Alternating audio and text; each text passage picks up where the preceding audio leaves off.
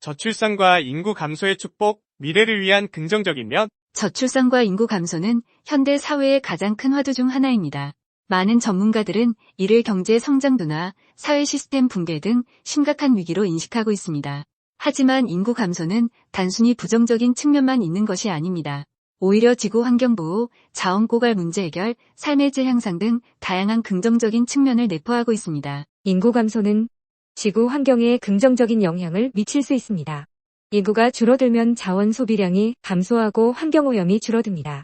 또한 도시 확장과 개발 압력이 감소하면서 자연 생태계가 회복될 수 있는 기회가 생깁니다. 인구 감소는 물, 에너지, 식량 등 자원 소비량 감소로 이어져 지구의 자원 고갈 속도를 늦추는 데 기여합니다.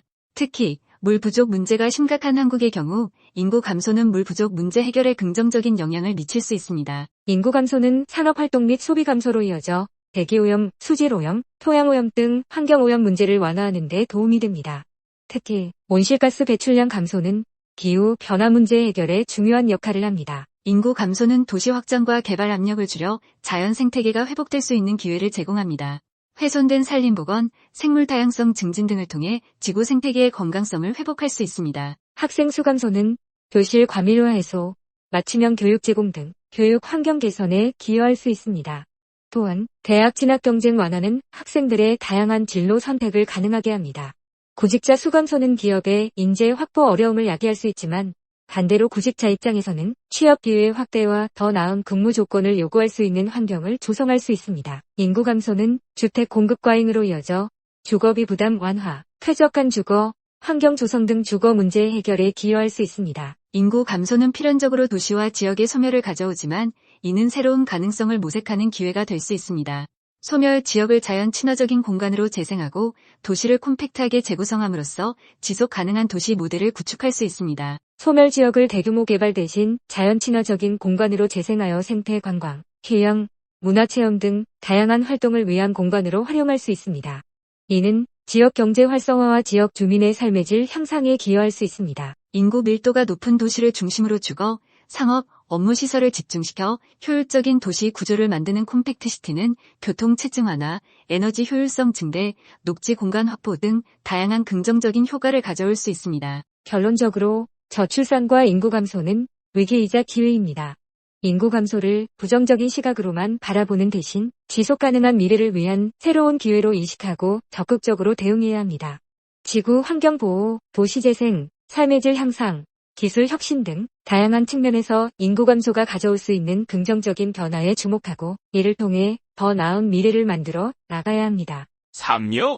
삶에 스며든 여유의 향기. 고단한 하루를 마무리하며 따스한 밥 한 끼를 나누는 저녁 시간, 땀 흘려 일군 결실을 거두고 따뜻한 아랫목에서 겨울을 보내는 시간, 자식 농사를 마치고 손주들의 재롱을 보며 노년을 보내는 시간.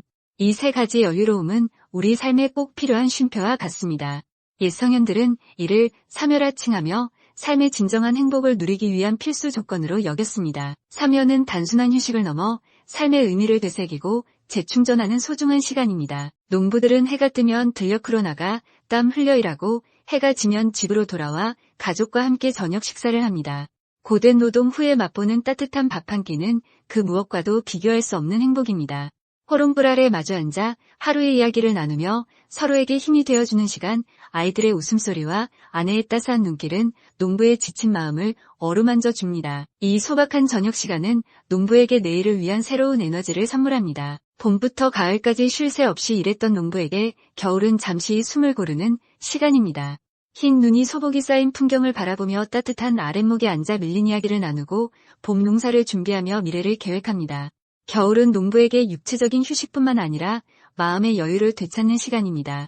지난 1년을 돌아보며 감사함을 느끼고 앞으로의 삶을 설계하며 새로운 희망을 품습니다. 자식들을 모두 결혼시키고 경제적 여유를 갖춘 노년은 삶의 결실을 맛보는 시기입니다. 손주들의 재롱을 보며 웃음꽃을 피우고 지난 삶을 되돌아보며 후회 없는 삶을 살았는지 반성합니다.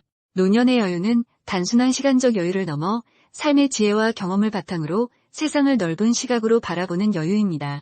인생의 황혼기에 접어들었지만 여전히 배움의 끈을 놓지 않고 새로운 도전을 즐기는 노년은 아름답고 존경스럽습니다. 사면은 우리에게 삶의 여유가 얼마나 중요한지를 일깨워 줍니다.